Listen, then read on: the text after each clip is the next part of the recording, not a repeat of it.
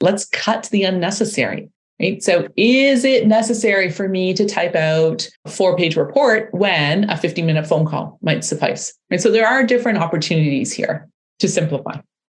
Welcome to Your Intended Message, the perfect place for leaders and promising professionals who want to convey the intended message for greater success. Every week, we interview experts who address the challenges and best practices to deliver your message effectively.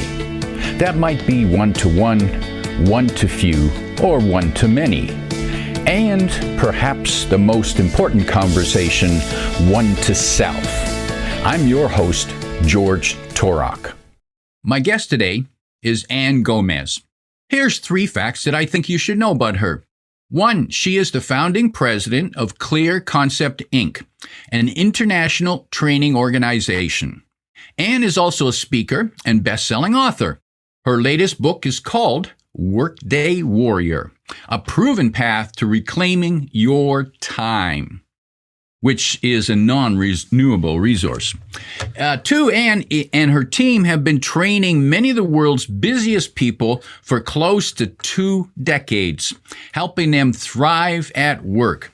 And 3, Ann is a recovering workaholic, not alcoholic, workaholic, and calls herself patient number 1 when it comes to benefiting from all the lessons she teaches. Ann Gomez, welcome to Your Intended Message. Thank you, George. I'm so thrilled to be here. Delighted to be talking with you today and excited to find out what we're going to learn about how do we become a Workday Warrior. Awesome. And tell me, what does that mean? Does that mean it's a battle out there and we need a battle mentality? So some people do feel like they have to have this battle mentality with their work. It feels like a grind. It feels difficult. It feels impossible. It feels like onerous. And that's not what I believe we all deserve. I believe we deserve to be in flow with our work and to be like a warrior who is almost mystical watching them. Like they bring such finesse to what they do. And so on the contrary, I want work to be so much easier. Work tends not to be easy for driven people because, like George, you and I, we chatted about this prior to this podcast. Driven people tend to fill up their plate and take on new challenges. And that isn't easy. But we can make work easier like a warrior and be more in flow and have this great experience. That's what I believe we all deserve.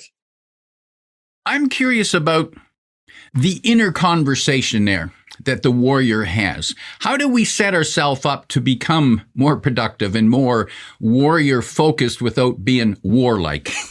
Yeah, well, I think there are 3 things that we need to do, and I outlined them in my book. And they combat the 3 biggest challenges that get in people's way, that overcomplicate our days, that make work harder than it needs to be. And I'm happy to walk you through those 3 things, George. Please do. Yes, you've teased us. You've got to tell us now. Okay. So the first step is to clarify what is most important. Too many people are trying to do too many things. I was one of those people for many years. So what I hear is people say, I have too many priorities. I don't have enough time to go around. And it's true that most people are spreading themselves too thin. And so this obviously is a conversation you'd want to have with your team, with your leader, to make sure you're all clear on the core priorities. But it's really important to know what your top priorities are and what your future priorities are. And there's a difference here. There's a ton of great ideas out there. There's no end in sight of things we can spend our time on. We just need to define what are we doing now versus later. And that later could be a week from now, a month from now, a year from now. Like you decide what's appropriate for you. But in terms of core priorities, there's a magic number of 3. 3 core priorities. And this is not discrete tasks. This is projects. So one of my core priorities is serving clients. And that I dedicate about half of my week to serving clients. So it's a big category of work. And I often have many clients on the go. I'll wrap up one project, I take on another. So it's not like it's one task. There's multiple tasks in that core priority, right? Leaders often have their team as another core priority. Sales and marketing might have business development activities as part of their core priorities. And this is not just one task. It's a bucket of work. It's a category of work. But when we think about our work in that way, we start to get more strategic about what we're saying yes to right now. So that's the first thing, to be clear on your top priorities. Before you go on to the next one there, I'm hearing there is that the priority is not a task, but it's a theme. It's a direction. It's a project. Yes. And that should have a goal also, that project. So for me, with our client work, the goal is to create outstanding training experiences, the kind that make a client say, wow, right? That is the goal. And that's what the metric we hold ourselves against with every training project that we manage. Okay. And tell us about the next priority or the next step there. So the second step is to combat this not enough time syndrome that so many of us have. And the strategy is to pay yourself first. So once we know what our core priorities are, then we want to block that time in our calendar before other things get in the way. So we've heard this concept, pay yourself first, with financial resources. Now we're applying that same principle to our time, our limited resource, right? Like, as you said, can't make more time. We get our 24 hours. So how are we spending it? And so we want to be very proactive about building routines around our core priorities and then leaving the leftovers for all of those other things. So, for example, protect focus work time. Most of us need to have time for independent work. That doesn't include email, chats, informal conversations, like independent work to build a document, edit a spreadsheet, whatever that may be. And so we want that time to be uninterrupted. When our alerts are off, minimize email, minimize chat, whatever it may be, close our door and focus. And we want to give our prime energy to that task, right? So for most people, that's early in the morning. Early in the morning, it would vary based on your own chronobiology, right? So the morning hours, I try not to book meetings before 11 a.m. for that reason. And then we want to be clear on how much time do we have available each week for meetings so that we're not giving away all of our own time.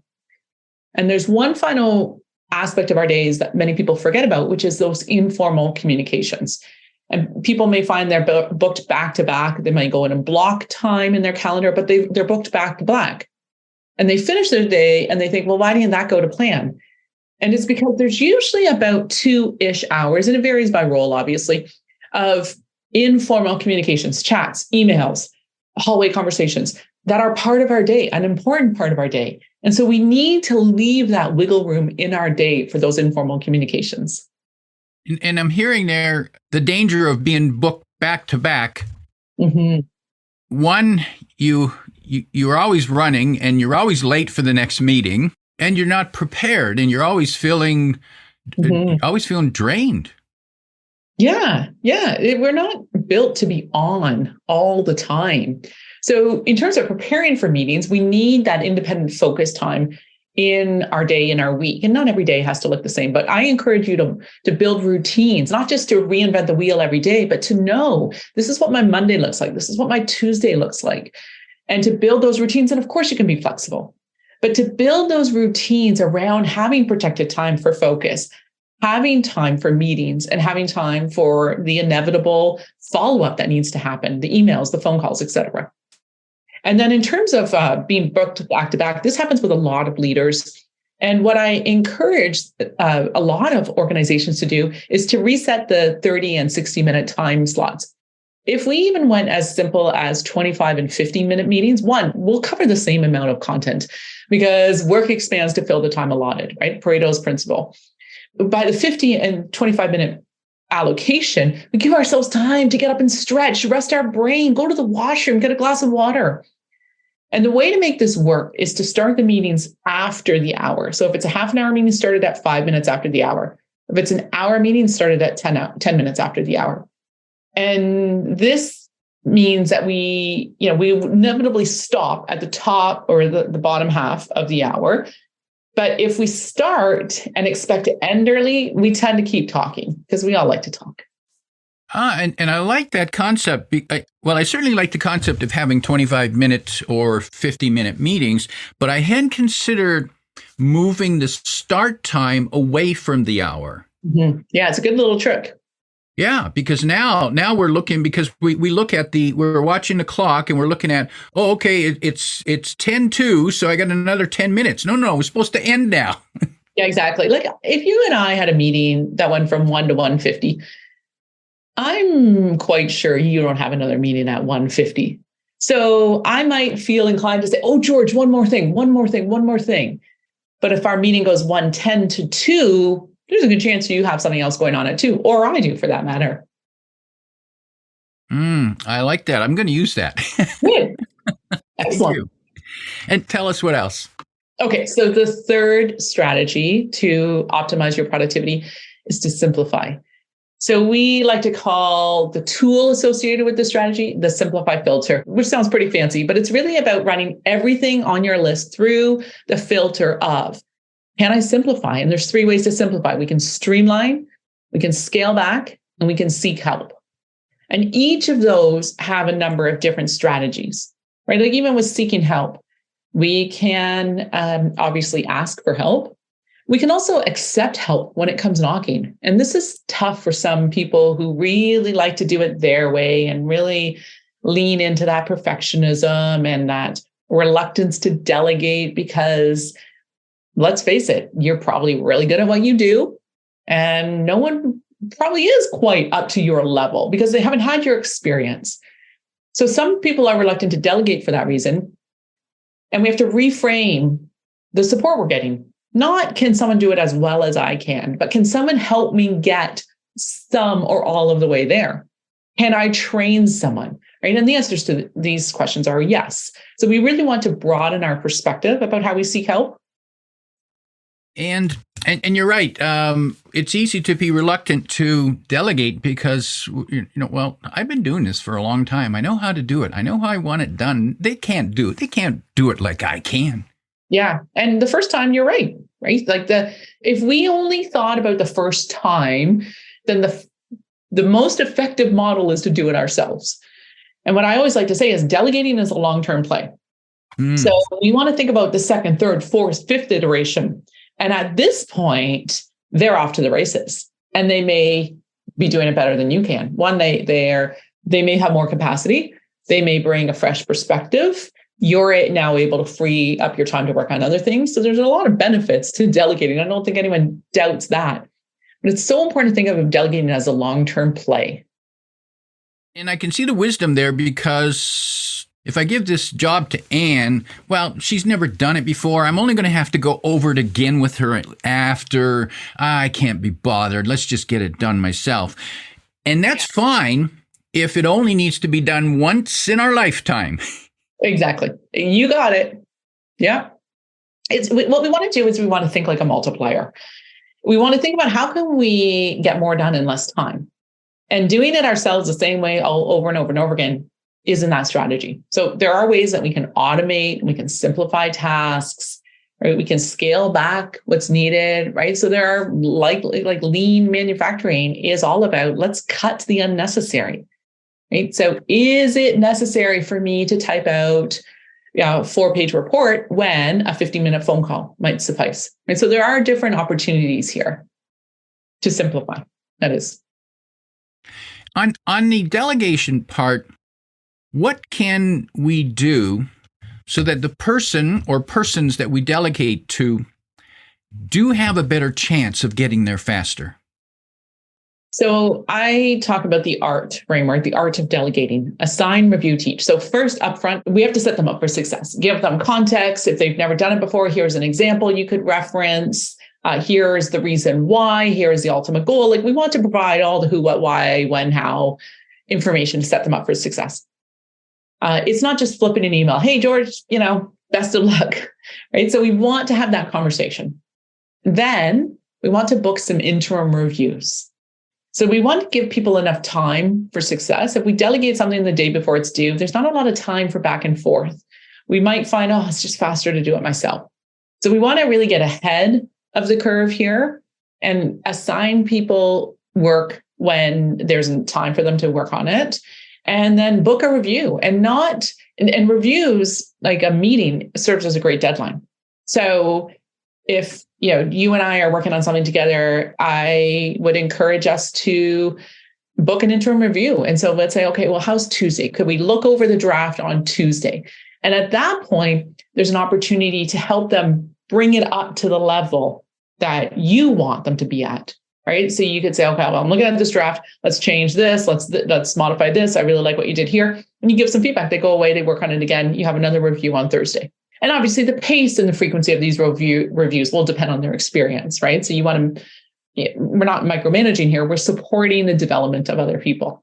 And so what I'm hearing there is that the first time or times that we delegate a particular task to a person, we actually follow the progress of it or help them through the progress. Yeah, we've assigned responsibility, but we're still accountable for the most part. So we want to really make sure that the work is done at the quality it needs to be done, not at perfection levels, but at the quality level it needs to be done. So that upfront assignment, then the interim reviews during which we teach, right? We're giving some feedback. Here's what I liked. Here's what would make it even better. And that really sets them up for success. So yes, you're putting in a lot of time during that upfront one. The same, if not more time than if you just did it yourself. But we're thinking about the second, third, fourth iteration here, because they will get faster and require less of your input each time. What else does the Workday Warrior need to attack? Okay, so in the second part of the book, when I talk about fortifying boundaries and paying yourself first, I talk a lot about focusing instead of multitasking. It is so easy to be interrupted in today's day and age. We are bombarded with alerts and tempting rabbit holes to dive into. And it's so important for us to take control of our day and to minimize our interruptions. So we used to be interrupted. Like you go back a generation, maybe people were interrupted every 30, 45, 60 minutes. Now we are bombarded every minute or every nanosecond for some people. And so it's important for us to say, well, I'm not going to let the tail wag the dog here. I'm going to silence my alerts on all devices, my watch, my phone, my computer, right? And I'm going to minimize the things that distract me, right? Chats, email, while I'm working on something else. And I'm not going to ignore my email for 7 hours, but I might park it for 45 minutes while I'm focusing on something. And I'll get great quality work done at a faster pace because I'm focusing, and I'll also feel less stress. So there's many benefits of focusing, and this is all supported by research. And then I will go over to email. And even if it's been 45 minutes, that's not that long, right? George, if I responded to your email 45 minutes later, would I need to say, George, I'm so sorry it's taken me so long to respond? Like, would you think I've just... Not at all, because I would realize that you've got other things to do. Yeah, I could be in meetings, right? I'm focusing. There's stuff going on. So we respect that with other people, but we don't give ourselves that same permission to minimize. And then people always say to me, well, what if something urgent comes in? So George, let's play this out. Let's say you need me urgently. You're about to turn on the podcast and I haven't shown up for the interview, which would be really bad as a time management consultant. But let's just say that happened. And you email me and say, Anne, hey, where are you? I'm here on the Zoom. Like, are you coming? And 2 minutes goes by, 5 minutes goes by. I haven't responded. 6 minutes goes by. What are you going to do, George? 7 minutes goes by. After I wonder what's going on and maybe call you some names that you don't hear. Okay. Where the heck is she? Yeah. Yeah. And I would get stressed. Okay. So 9 minutes goes by, 10 minutes. I would call you or text you. Call me. You call me or you would text me and you would say, Anne, hey, and I would see your name on my call display and I would pick it up. And, assuming I'm healthy and able to pick it up, right? But let's say I just got caught up in my work and I lost track of time. I see your number come through. I call this my safety net. I pick up, oh, George, oh my gosh, am I late for our podcast? Yeah, you are, Anne. Okay, I'm getting on right now. So that phone call is the safety net. That phone call, and normally we don't forget, we don't lose track of time, right? But let's say there was something else where you're going into a meeting and I am happily working on my own stuff and unexpectedly you need something. Hey, Anne, can you send that document? I need it like right now. Fine, call me, right? And I'll pick up the phone for you, George. And this is true within teams, right? Where we can filter out And we have this safety net that allows us to have this hierarchy to our communication. Now, if you call me about everything, it's like crying wolf, right? So we don't want to overplay texting and calling, but we have this ability to silence our notifications and carve out focus time and still let the urgent messages come through. This is what people sometimes forget. And so they leave email open on a second screen all day long. They're interrupted all day long, and they're not getting focused work done. And I suppose that we need to realize that the different methods that we communicate with each other has different senses of urgency. Absolutely. I'm generally okay with email. If I hear back the same day, generally I'm okay. I mean, like, that's quite fine. And again, it depends on. But when I call you, if I'm calling you, I want you to pick up. Yeah, and I would if I'm not in a meeting. But if I get a phone call right now in the middle of recording this podcast with you, I'm not going to pick up the phone. I'm not going to be like, "Oh, George, hold on, just hold that thought." Like, "Oh, hey, hi, mom. Yeah, Sunday dinner sounds good." I'm not going to do that. So why don't we bring that same respect to our own focus work? When I'm working on building a document, then I want to focus on that for half an hour, 45 minutes, whatever that may be, 20 minutes, an hour, right? I'm not going to focus on it for 6 hours. That's not how our brain works. We start to fade after between 90 to 120 minutes. That's at the high end. I think most of us start to fade after 30, 45 minutes because we're not used to focusing. We're used to being interrupted constantly. And that's a big dopamine surge, right? The temptation associated with checking alerts, according to research, is stronger than the temptation associated with nicotine and alcohol. We are very tempted by alerts. So people say, "Oh, I just keep that little box that pops up in my bottom right corner and I'm fine. I just glance over." And I always push back, like, really? It doesn't interrupt you. So let's say your top client sends you a message and it says, "Hey, George, can you give me a call when you get a chance?"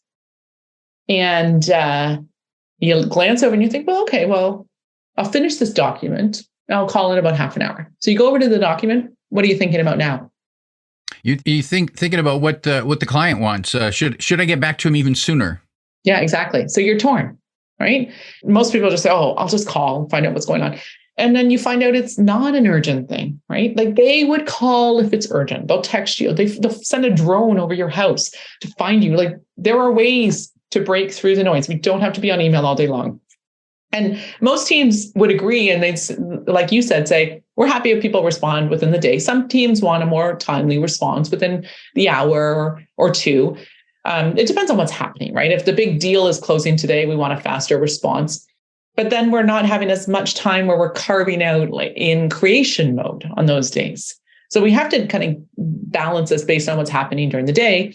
But at a minimum, we can take 20 minutes to focus. And that doesn't mean emails come in the second I minimize email. They come in randomly. And so on average, if I take 20 minutes to focus, then any messages that have come in during that time have been sitting, waiting for me for an average of 10 minutes. And that is okay even on the busiest day. And I imagine that in the workplace, it's up to the team leader to set these standards and saying, here's our standards of response versus focus. I think the team leader has a big influence. I think that, with that said, I think we're all leaders and we can all decide to work in the most productive way. Now, if I'm going to take, let's say you're my leader, George, and I'm going to take 20 minutes to focus, I don't even need to tell you because you probably won't even notice. The only thing you'll notice is the quality of my work and my pace is going to go up. But you're going to, again, if I take 20 minutes to focus and then I check my messages, then I don't need to say to you, "Oh, George, I'm sorry you had to wait so long. How can I help you?" You're going to be like, "Anne, calm down. It's all good." If I say, "George, I'm going to carve out this morning to focus. I'll check email a few times. If you need me more frequently, give me a call."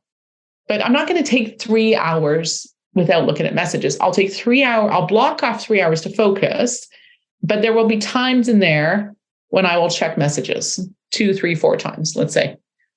So again, I'm not disappearing for weeks at a time here.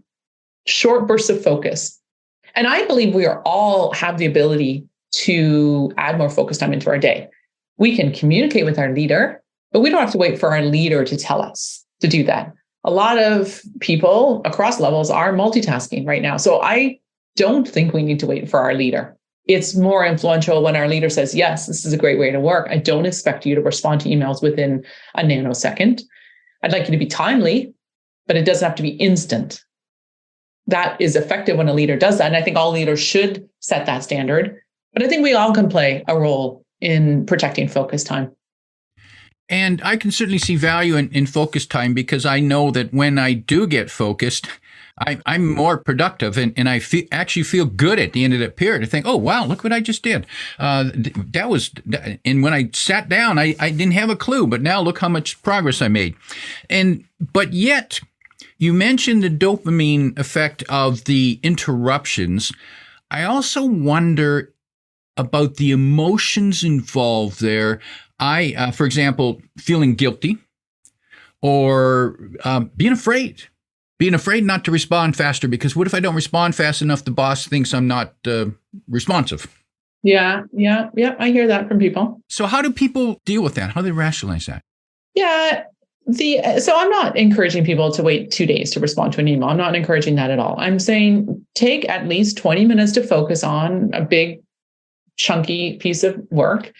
And then look at your email. And as you gain confidence and you see that, wow, the world continues to spin, this works, I get great quality work when I focus, is you can start to expand that 30 minutes, 45 minutes.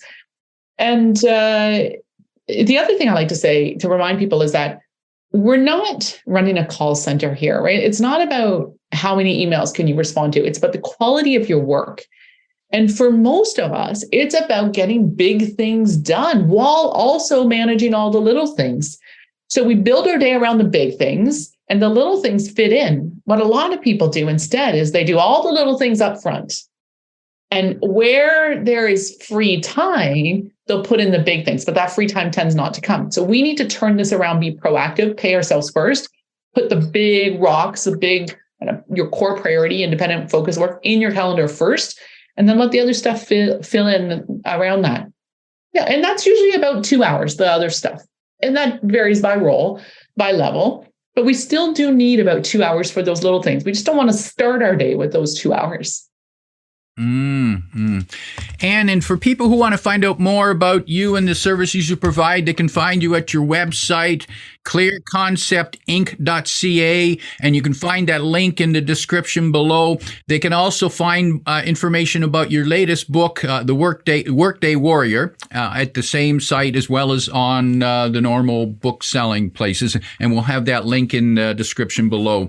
And as we prepare to wrap up, if you could sit down with a team leader who just seems to be running to keep up because there's a lot happening in their organization, in the industry, if there would be 1, 2, or 3 pieces of advice that you might give that team leader to better manage their time and their sanity, what might be that?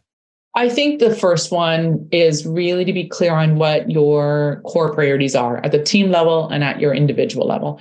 This is what we do with any coaching client. We really help them define their core priorities and then build this tool called their main action plan to support that. And so a lot of people just are putting out fires. It's like playing whack-a-mole with all their tasks. And this tool, the main action plan, really helps them be very proactive and strategic about how they're spending their time. But it is all grounded in those 3 core priorities. That would be number 1. That is the game changer. And I love helping people build that, especially people with a few years under their belt. The more senior, the better, as far as I'm concerned, because I'll be working with really, really senior executives, CFOs, CEOs, et cetera, managing partners, like really senior people. And I'll say to them, how did you function without this tool before? Let me guess, I bet you're quite smart and you work a ton of hours. And they usually say yes to both of those, right? Without being kind of, they humbly say, yeah, I am smart. But that then compensates for not having this awesome system in place. And we need these great systems to support ourselves. so that we can have this great impact at work and to make work easier, not easy, but make it easier. So that map is a game changer. Valuable advice. My guest today is Ann Gomez, reminding you to, when it comes to time, pay yourself first. If you like what you heard, tell your friends and post your 5-star review on Apple Podcasts, because that helps more listeners find us. Come back every week for more practical insights to help you deliver your intended message. I'm your host, George Torok.